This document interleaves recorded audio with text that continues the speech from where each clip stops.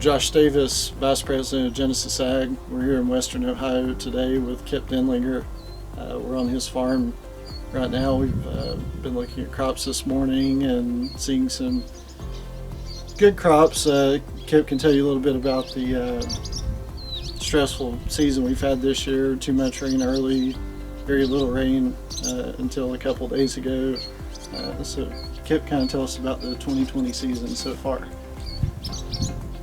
It started out drier in April, dry and cold in April. We finally got in first part of May to plant, and it turned off wet and cool then. Too much rain, and then from there, from about the end of June, 1st of June till now, we've had very, very little rain. And finally got some rain here the past couple of weeks, about 1.5 inches, 2 inches. Crops are starting to look a lot better. This is our best Kip and I can remember, our third year working together, maybe fourth year using Genesis products. Kip, tell us a little bit about the experiences you've had, maybe a couple products that have really shined for you, some things you like that you're seeing, some things you wish you could see. We've been, like Josh said, we've been working together for about 3 years now, and it's been an overall learning good experience for me, I guess. We're using, use the Carbose and the Vita Terra probably is what I've seen the most benefit out of so far. Just the root development and overall plant health.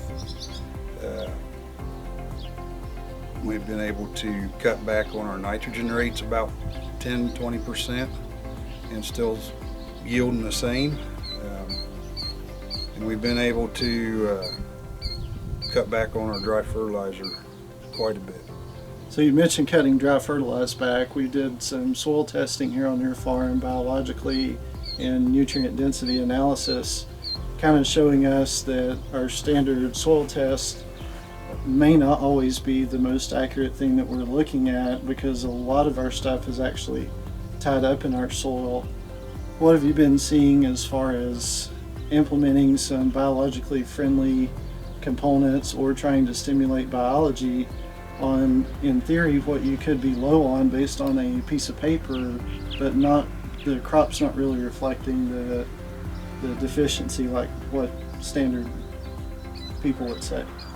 By us using the biologicals and continuing testing, everybody out in the farming community would say we're depleting our soils of all these nutrients, and we've actually seen numbers stay the same or increase by using the biologicals and making the biology of the soil work for us to make the nutrients that are already there available to the plant. So in looking at past tissue samples, past soil samples, you and I have worked together in putting together specific products that fit your farm's need. We've done a lot of that through our other company, Fulcrum. What have you seen, instead of just going to your local convenience store and buying a component, what have you seen out of the custom blends that we put together to actually fit your farm's needs? Being able to custom blend the products to work to fix our problems, or to correct the biology of the soil the way we need it to, instead of just throwing whatever someone is pushing on us, has been very encouraging to me to know that somebody cares about my return on investment.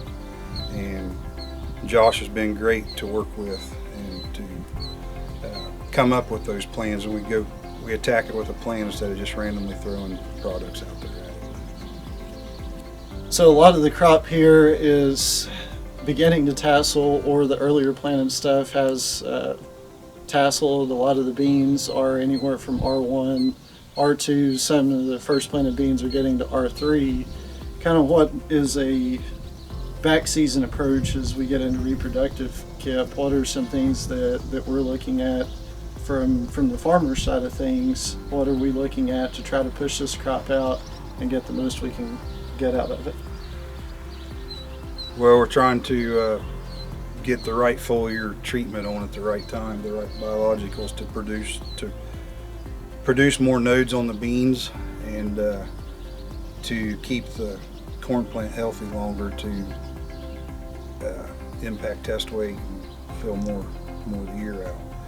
So we want to thank Kip for letting us come out here today and take some shots of the farm, looking at plants, corn and soybeans. Really appreciate the relationship that we have, a really good relationship here. Hopefully it continues for many more years.